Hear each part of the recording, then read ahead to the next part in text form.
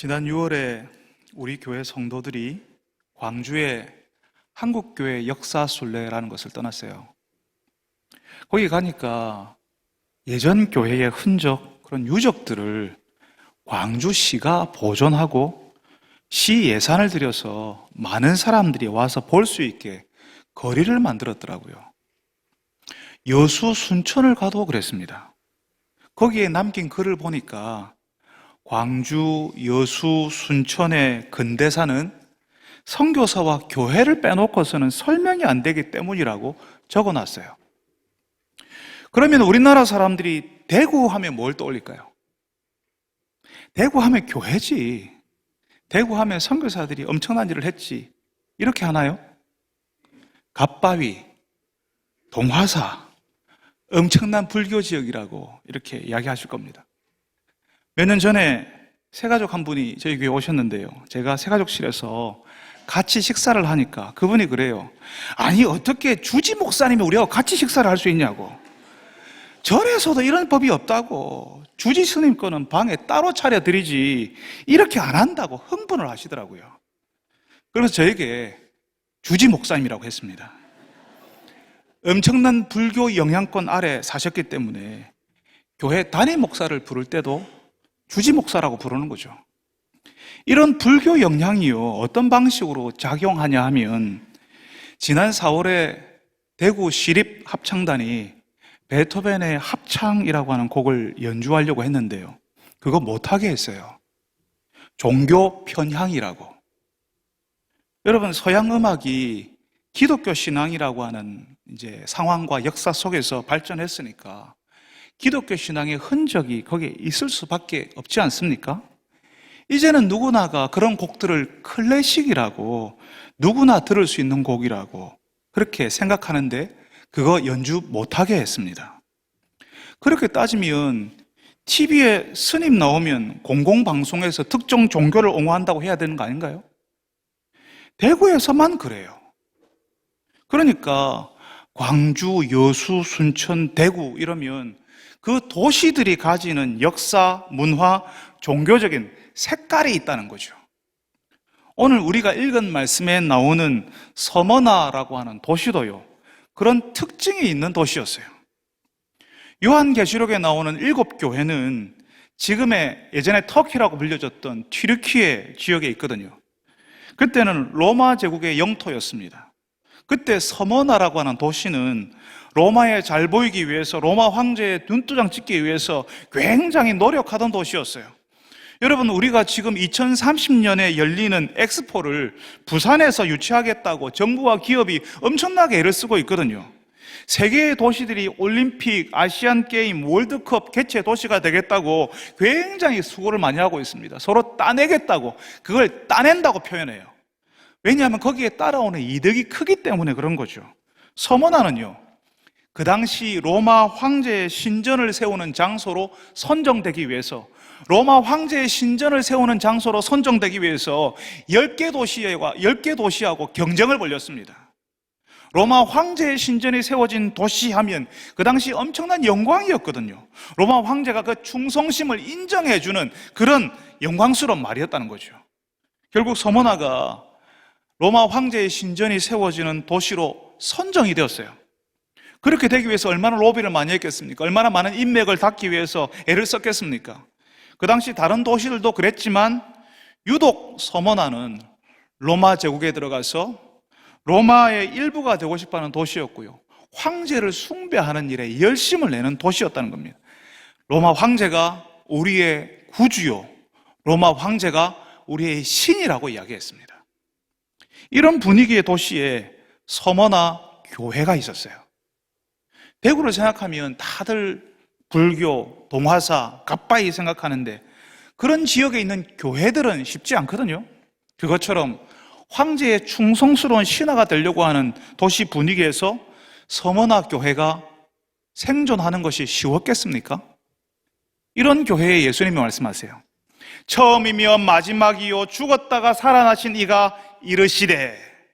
지난주에 에베소 교회에는 뭐라고 하셨죠? 오른손에 7뼈를 붙잡으시고 7 금촛대 사이를 거니시는 분이라고 했지 않습니까? 오늘 서머나 교회에 말씀하시는 예수님은 처음이며 마지막이요 죽었다가 살아나신 이라고 표현합니다. 예수님이 처음이고 마지막이며 죽었다가 살아나신 분이라고요. 여러분, 처음이고 마지막이라는 게 뭐죠?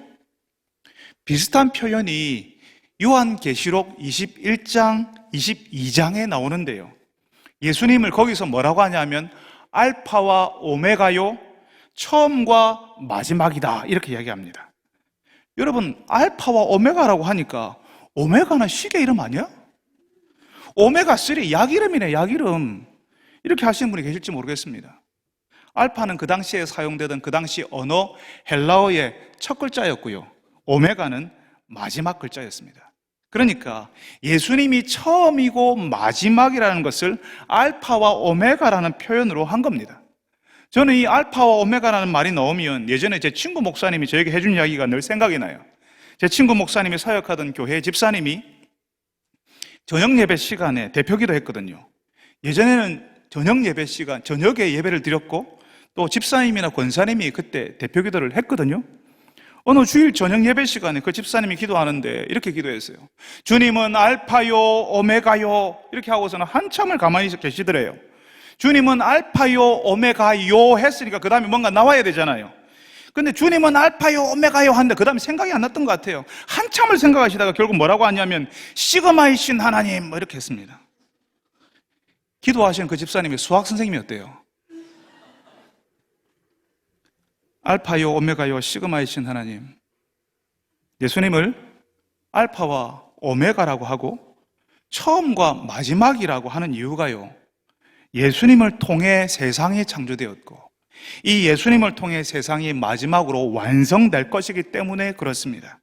세상은 황제를 기억하고 이 시대의 통치자를 기억하겠지만 그 황제들, 통치자들은 잠시 지나가는 사람들이죠. 잠시 이 땅을 다스리는 그런 사람들이죠. 마치 영원히 살 것처럼 하지만, 영원히 다스릴 수 있을 것처럼 말하지만 잠시 있다가 가는 사람들입니다. 그리고 그 사람들 다 죽었습니다.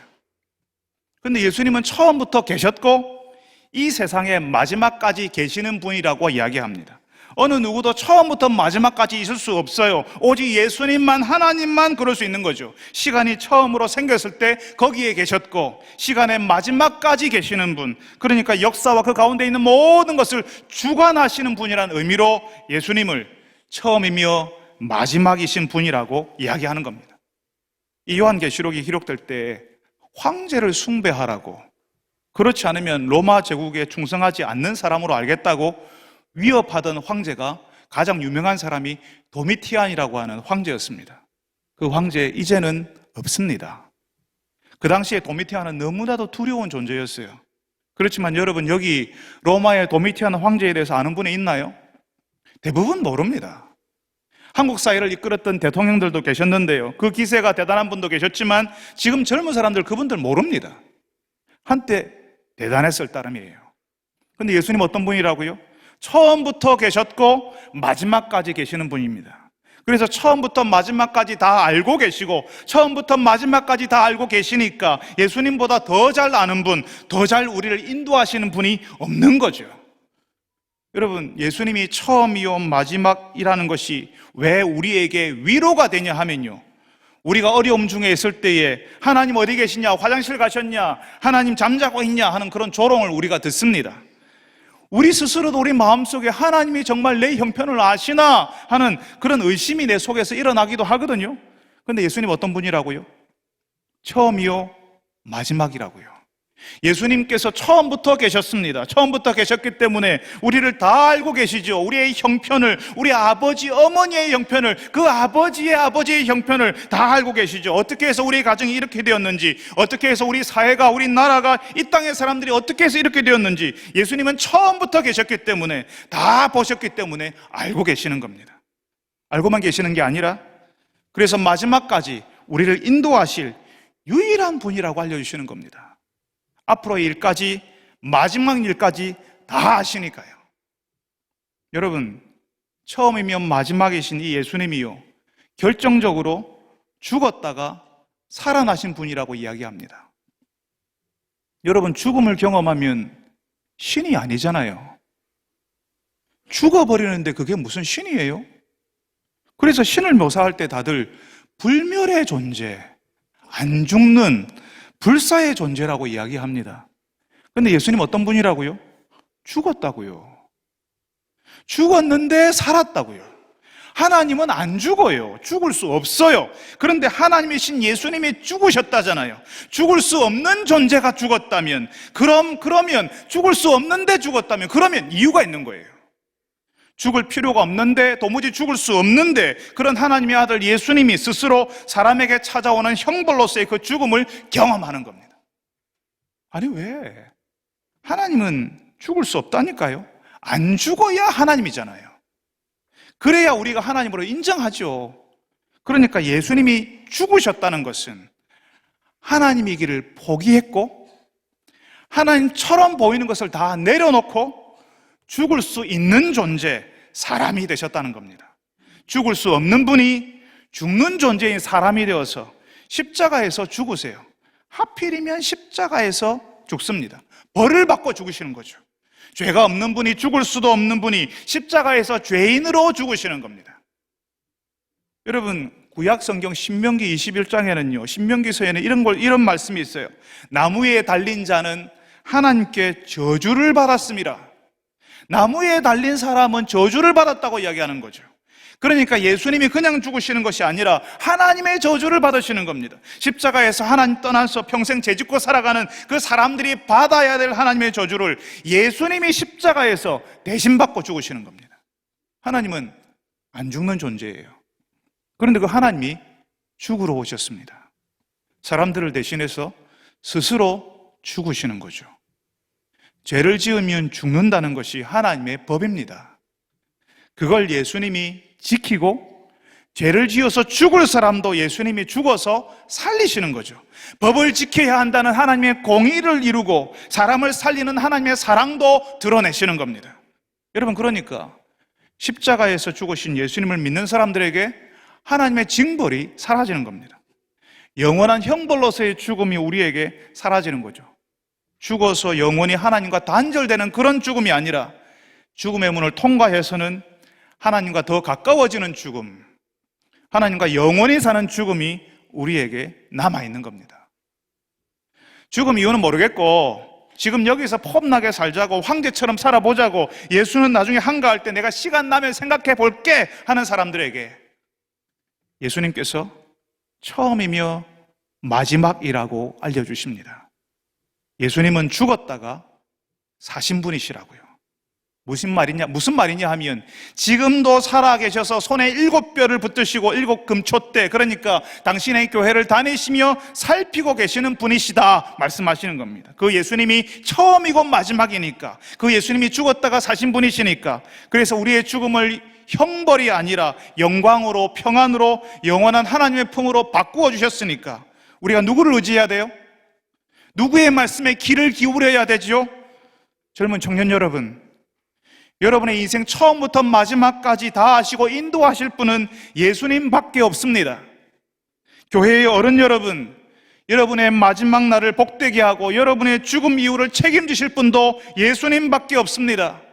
우리를 위해 죽기까지 하셨는데, 하나님이신 것을 포기하셨는데 우리를 위해 못하실 것이 뭐가 있겠습니까? 사랑하는 여러분들이 처음이며 마지막이신 예수님, 죽었다가 살아나신 그 예수님 바라보고 의지하는 분들이 되시기를 바랍니다. 마지막까지 우리를 인도하시고 우리를 찾아오는 그 죽음도 뚫고 지나가게 하실 그 예수님을 기뻐하고 그분과 동행하는 여러분들이 되시기를 바랍니다.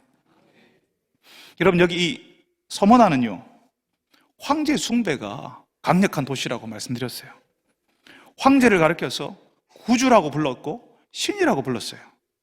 황제를 향해서 구주라고 부르지 않으면, 신으로 숭배하지 않으면요, 로마에 대한 반역이었고 로마 황제에게 충성하지 않는 거였어요.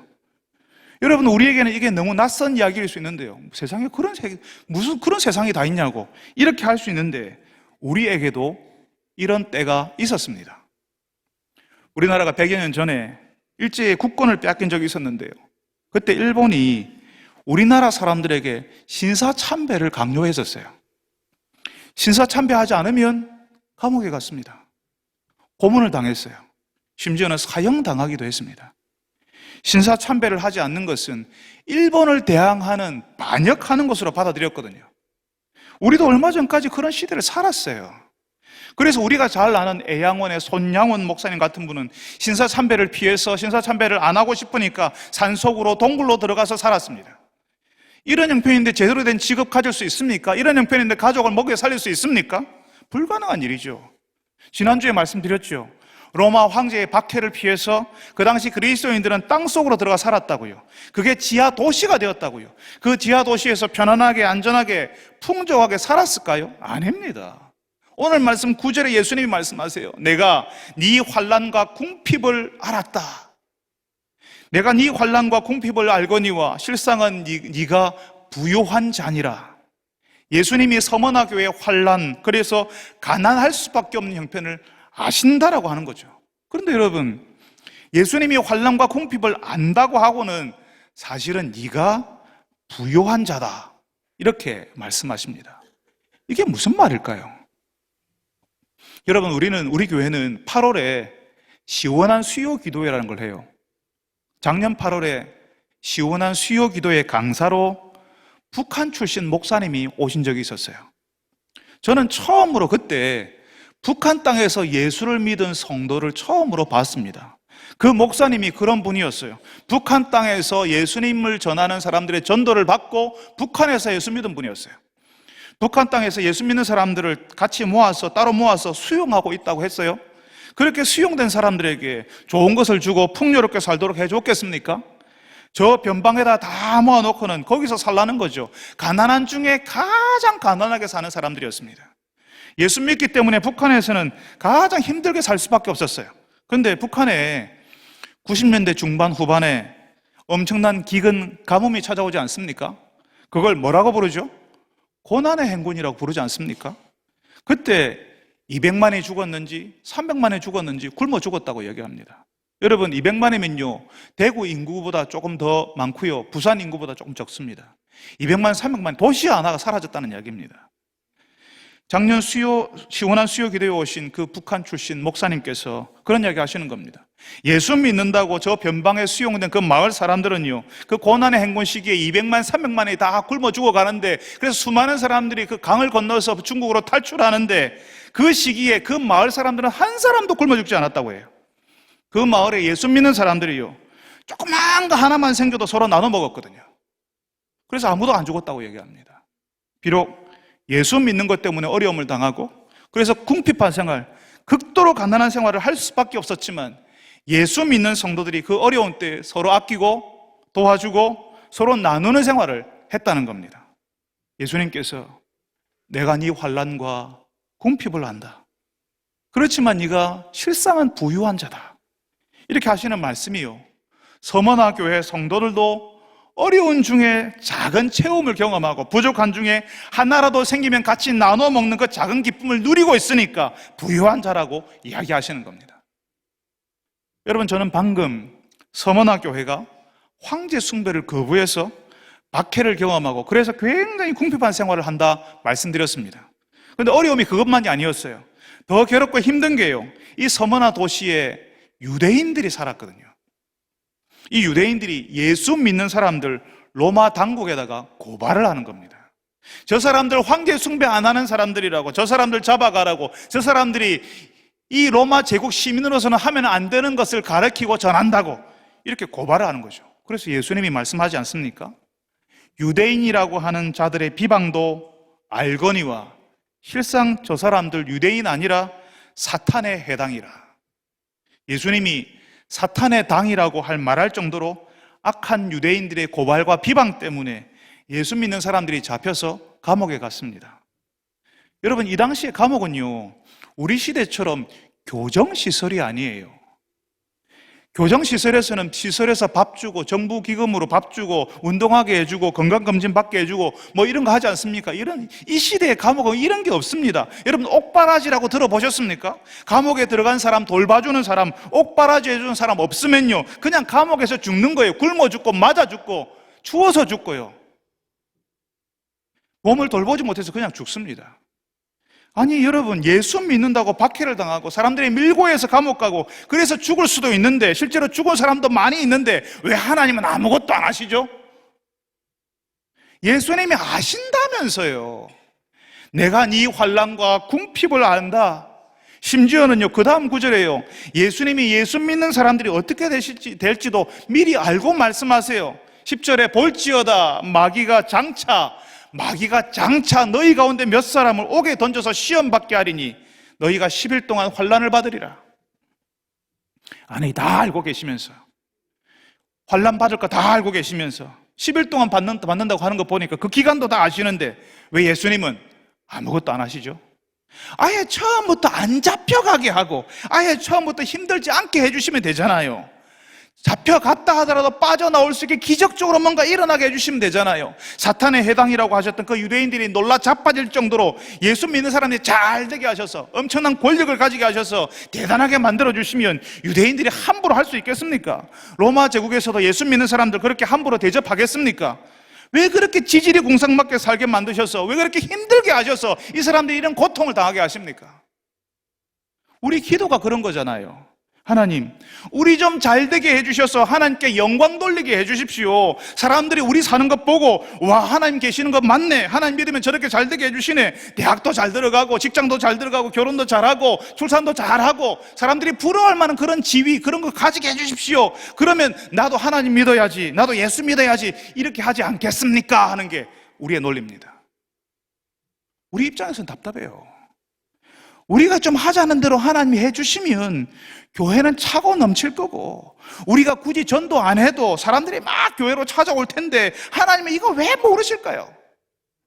이번 목요일이 대학 수학능력 시험 치는 날 아닙니까? 수능 시험에요, 우리 교회 다니는 학생들이 전국 1등부터 50등까지 다 차지해 보세요. 서울에 있는 학교에 다 들어가고요. 그러면 어떤 일이 벌어지겠습니까? 우리 교회 중고등부 미어 터질 거예요. 우리 교회 중고등부에 아이들 보내겠다고 부모들이 우리 교회 줄 설 겁니다. 우리가 하자는 대로 하나님이 해주시면 우리가 잘 돼가지고요, 우리처럼 되고 싶은 사람들이 교회에 엄청 많아질 겁니다. 그런데 여러분, 우리는 이걸 너무나도 잘 아는데 하나님 왜 모르실까요? 여러분, 우리가 하자는 대로 하나님께서 해주시면, 그래서 우리를 잘 되게 해주시면 교회에 사람 정말 많아질 겁니다. 그런데 그분들이, 교회에 많아진 그분들이 진짜 예수 믿는 사람, 예수님의 길을 걸어가는 사람이 될까요? 내가 하자는 대로 해야, 내가 원하는 것을 주셔야 교회에 나오겠다는데, 예수 믿겠다고 하는데 안 주시면, 내가 하자는 대로 한 번이라도 안 하면 그래도 교회 나오고 예수 믿겠다고 할까요? 그분들이? 예수님이요, 예수님 당신을 우리에게 소개하실 때 뭐라고 하셨냐 하면, 처음이요 마지막이라고 하시고는 죽었다가 살아나신 이라고 했습니다. 죽었다가 살아나신 이 예수님은 하나님이신 것을 포기하고 죽을 수 없는 하나님이 아니라 죽는 사람, 죽기 위해서 사람으로 우리에게 오셨어요. 그리고 우리를 위해서 죽으셨습니다. 그래서 우리 앞에 놓인 죽음을 형벌이 아니라 영원한 하나님 나라의 안식이 되게 하셨어요. 예수님이 우리에게 그러셨죠. 예수님이 죽으셨잖아요. 그러니까 예수님은 우리가 어떤 사람이 되기를 원하실까요? 우리 애 대학 가게 해주시면 교회 갈게요. 우리 애한테 하는 거 보고, 내 사업 어떻게 해주는지 보고 내가 그때 예수 믿든지 말든지 할게요. 평소에는 온갖 세상에 좋은 거 쫓아다니면서 아쉬울 때만 예수님이 있잖아요, 내가 이거 필요한데요 하는 사람에게 예수님이 어떤 마음을 가지실까요? 교회 원통 자기 필요할 때만 예수님 찾고, 힘들고 어려우면 예수님 모른다 하는 사람들만 교회에 가득 차 있으면 교회가 어떻게 되겠습니까? 지난주에 말씀드렸죠. 교회는 박해 때문에 사라지는 게 아니라 하나님을 사랑하지 않아서, 하나님이 주신 사랑으로 성도들을 품지 못해서 사라진다고요. 사랑이 없어서 교회가 무너진다고요. 예수님이 다 아십니다. 너희의 환난과 궁핍을 안다. 마귀는 장차 너희 중 몇 사람을 감옥에 던져서 시험을 할 거다. 그래서 10일 동안 환난을 받을 거다. 그러니까 어떻게 하라고요? 예수님 말씀이요. 그러니까 내가 구해줄게. 내가 알아서 다 해줄게. 너희에게 피해 안 가도록 어떻게든 잘 되게 해줄게. 그래서 사람들에게 봐라, 하나님 이렇게 도우셨잖아 하고 자랑하게 해줄게. 이렇게 하지 않으십니다. 뭐라고 하신다고요? 죽도록 충성해라. 여기 충성하라는 말이요, 신실하라는 말입니다. 죽을 때까지 변함없이 신뢰할 만한 사람이 되어달라고 하는 말입니다. 근데 죽을 때까지 신실한 사람이 되는 것, 죽을 때까지 신실한 사람인지를 우리가 어떻게 아는데요? 죽음이 와도 계속 신실할 수 있는 사람인지를 어떻게 아는데요? 죽음의 순간이 와 봐야 아는 거죠. 예수님이 원하시는 공동체는 죽었다가 살아나신 예수님께 죽기까지 신실한 사람들의 공동체인 겁니다. 그런 사람들이 어떻게 가려지지요? 그런 사람들을 어떻게 알 수 있죠? 평소에는 모릅니다. 환난과 궁핍, 비방과 고소 때문에 옥에 갇히고 억울하게 옥에 갇히고 그래서 죽음이 현실이 돼서 찾아올 때에 그때 내가 진짜 예수 믿는 사람이구나, 죽음이 와도 내가 진짜 예수님께 신실한 사람이 되고 싶다 하는 사람만 그때 교회에 남을 거거든요. 우리의 대학 보내주는 거 보고 내가 믿을게요, 하나님이 나한테 하는 거 보고 내가 믿든지 말든지 할게요 하는 사람은 그때 교회에 남을 수가 있겠습니까? 참 감사하게도 환난과 궁핍이 계속되면 우리가 견디지 못한다는 사실을 예수님이 아십니다. 그래서 예수님께서 너희가 10일 동안 환난을 받으리라 하십니다. 환난이 계속되는 게 아니라 영원 무궁토록 계속되는 게 아니라 기한이 있다는 거죠. 정해진 때까지 그렇게 환난이 있다는 겁니다. 그 기간 동안 박해받는 교회를 예수님께서 더 순결하게 하시는 겁니다. 박해받는 동안, 그 기간 동안 사람들은 떠나겠지만 그 남아있는 교회는, 남아있는 사람들은 그 교회를 더 강력하게 붙들고 있는 거죠. 죽기까지 예수님께 신실할 수 있는 사람들은, 신실할 수 없는 사람들은 떠나니까 죽기까지 신실한 사람들만 남을 거니까 그 교회는 세상이 감당할 수 없는 교회가 되는 겁니다. 여러분 혹시 장작불을 보신 적 있습니까? 보통 불은요, 바람이 불면 꺼져요. 그런데 장작불은요, 바람에 꺼지지가 않습니다. 그 바람에 밀려서 불이 꺼지는 것처럼 보이지만 바람의 불길이 잠시 밀리는 것이지 조금만 지나면 금방 불이 더 활활 타오릅니다. 바람이 불수록 불은 더 잘 타올라요. 왜 그런가 하면 장작불이 같이 있어서 그렇습니다. 같이 타는 불들이 같이 거기 있어서 웬만하면 꺼지지 않습니다. 촛불과 호롱불은요, 입으로 훅 하면 다 꺼져버려요. 그렇지만 장작들이 모여있는 불, 함께 타는 불은요, 바람이 불수록 불이 꺼지기는커녕 불이 더 크게 일어나고 바람에 밀려서 불길이 옆으로 더 번지기까지 합니다. 여러분, 산불을 못 잡을 때가 언제입니까? 바람이 부는 날 그 불은 못 잡습니다. 바람이 잦아들 때까지 기다려야 되는 거죠. 바람이 불수록 불은요 더 빨리 번지게 되는 거죠. 그러니까 불이 더 넓게 퍼지게 되는 겁니다. 하나님을 전하는 일이, 하나님을 알리는 일이, 선교가요 박해의 시간에 더 많이, 더 강력하게 일어난다는 거죠. 기이하지 않습니까? 죽기까지 예수님께 신실하려고 하는 사람들이 거기에 모여 있으면요, 이걸 막을 수가 없는 거예요. 여러분 생각해 보세요. 우리가 지난 날들을 돌아보면 신앙의 연수가 10년이 지났고 20년이 지났고 30년, 40년이 지났을 때에 우리의 지난 날들을 돌아보면 내 신앙이 가장 강성했고 내 신앙이 가장 순수했고 하나님을 가장 열심히 의지했고 그래서 가장 깊이 하나님께 내 신앙의 뿌리 내려는 시기가 언제였을까요? 내가 힘들었을 때, 힘든 시간을 위태롭게 내가 홀로 지나고 있을 때, 그래서 하나님의 도우심을 기다렸는데 하나님의 기한이 끝나서 결국에는 하나님이 찾아와 주시고 만나 주시고 위로해 주셨을 때 그때 가장 많이 자라고 가장 깊이 뿌리를 내리고 그때 가장 감사하고 감격스러운 순간 아니었습니까? 여러분, 우리 주님께서는 우리가 죽기까지 주님께 신실할 수 있는 사람들, 그런 사람들의 공동체가 되기를 바라십니다. 그런 불붙는 공동체는 아무리 바람이 불어도 꺼지지 않고 더 큰 불이 되고 그 불을 더 크게 옆으로 전하고 퍼뜨리는 공동체가 되기 때문입니다. 사랑하는 여러분들이 어려운 순간을 지나도 원하지 않았던 어려운 질병을 만났고 여러분의 가정에 여러분들이 감당할 수 없는 어려운 바위덩이 같은 일들이 여러분 가정에 떡하니 버티고 있어도 그 상황을 보는 것이 아니라 거기서도 내가 여전히 주님께 신실한 사람인지를 보는 분들이 되시기를 바랍니다. 내가 원하는 대로 해달라기보다는 하나님의 신실한 사람, 죽기까지 예수님께 계속 신실할 수 있는 사람 되게 해달라고 기도하는 여러분들이 되시기를 바랍니다. 여러분, 예수님이 하시는 말씀 들어보세요. 네가 죽도록 충성해라. 그리하면 내가 생명의 관을 너에게 주리라. 죽기까지 신실하면, 죽음이 올 때까지 예수님께 신실한 사람으로 있으면 예수님 어떻게 하신다고요? 내가 생명의 관을 주리라. 여러분, 이 당시에 서머나라고 하는 도시들은요, 로마의 다른 도시들처럼 운동 경기, 경주 이런 것들이 굉장히 열광적이었거든요. 사람들이 거기에 그 경기에 열광을 했습니다. 그리고 거기서 이기는 사람에게 뭘 줬냐 하면 면류관을 머리에 씌워줬어요. 바로 그런 이미지를 가지고 와서 네가 죽기까지 신실하면 예수님이 생명이라고 하는 관을 주신다, 이렇게 이야기하는 겁니다. 그러니까 예수님이 주시는 생명이라는 관, 예수님이 주시는 생명은요, 이걸 누가 얻냐 하면 죽을 때까지 예수님께 신실한 사람, 그 사람이 얻는 겁니다. 죽을 때까지 신실한 사람. 청년 시절에 주 앞에 찬양하는 봉사도 했다는 분들 계십니다. 학교 다닐 때 선교단체에서 열심히 활동했다는 분도 이야기를 들었습니다. 그런데 학생 때 신앙, 청년 때 신앙이요, 직장 들어가고 결혼하고 아이 낳고 하면서요, 그때도 하나님 앞에서 신실한가를 봐야 됩니다.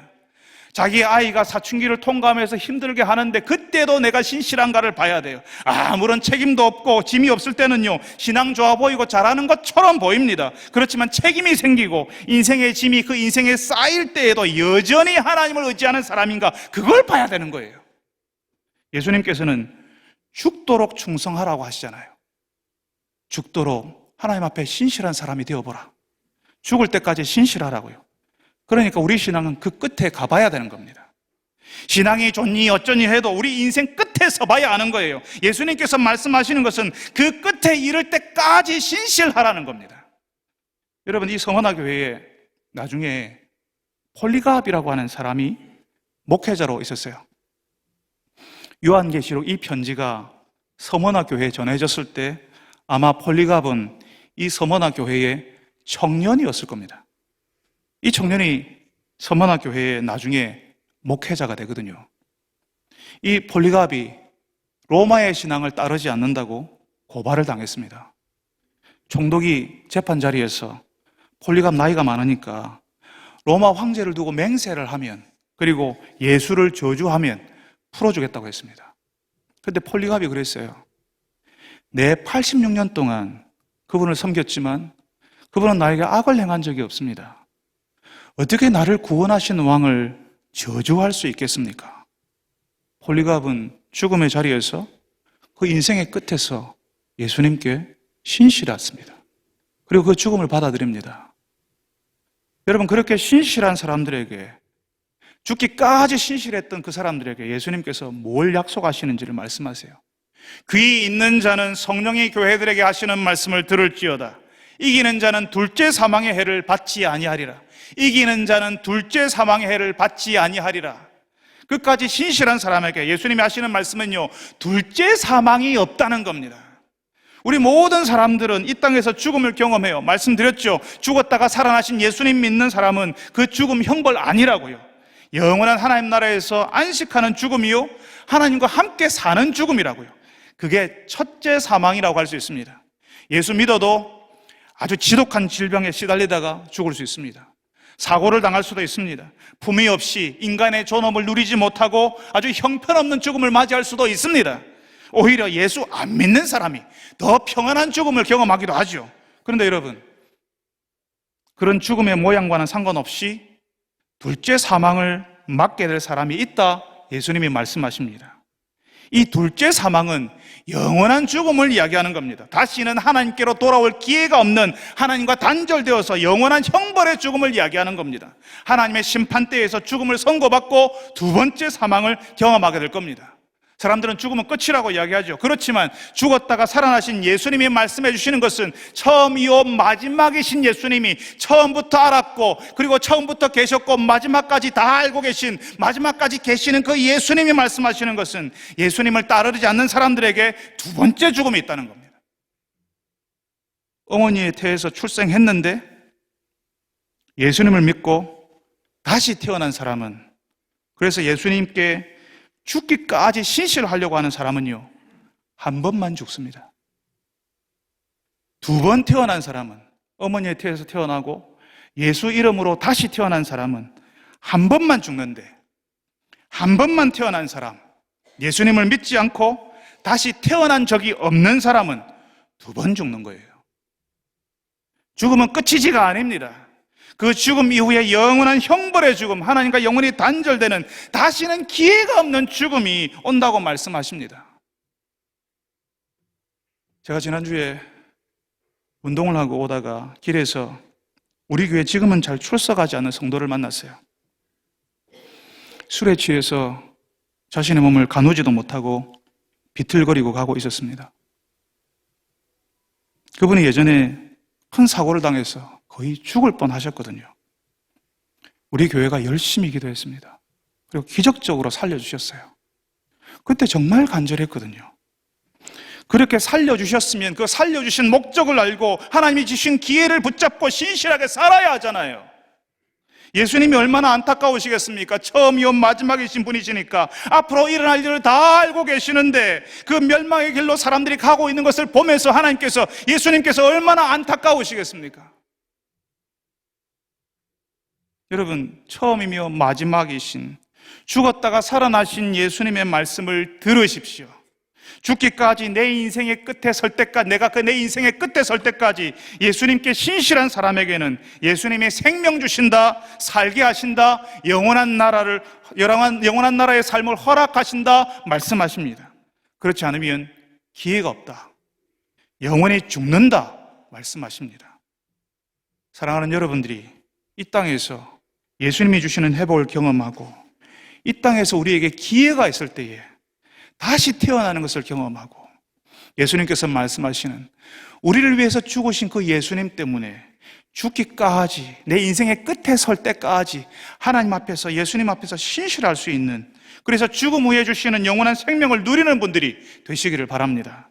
죽도록 충성하는 이들에게 허락된 그 생명의 약속을 붙들고 오늘도 이 험한 세상을 주를 의지하면서 살아가는 여러분들이 다 되시기를 바랍니다. 거룩하신 하나님, 우리 중에 누군가는 참 고약한 질병을 만나서 하나님 왜 이렇습니까? 왜 내 인생에 이런 것들을 허락하셨습니까? 고통하며 신음하며 주 앞에 기도하는 일도 있습니다. 내 뜻대로 안 되는 자녀 문제 때문에 너무 힘들어서 속상해서 신앙을 포기하고 싶고 내가 믿었던 신앙이 잘못된 것인가 의심하며 두려워하는 일도 우리 가운데 있습니다. 주님, 내 인생에 바람이 불어올 때에, 내 신앙에 불을 꺼뜨리는 바람이 불어올 때에 함께 모여 기도하게 하시고 장작불 되게 하시고, 그때 주님, 그 어려운 순간에도 내가 여전히 하나님 앞에 신실한 사람인지를 보게 하여 주시옵소서. 여전히 그때도 내가 이렇게 힘든 때에도 여전히 예수님께 내가 신실한 사람으로 있는지 보게 하여 주시옵소서. 그렇게 신실한 사람에게 그 기한이 끝나고 회복해 하시고 생명 주신다 약속하셨습니다. 그 약속 붙들고 이 험한 세상 견디며 버티는 주의 백성들이 다 되게 하여 주시옵소서. 예수님의 이름으로 기도합니다. 아멘.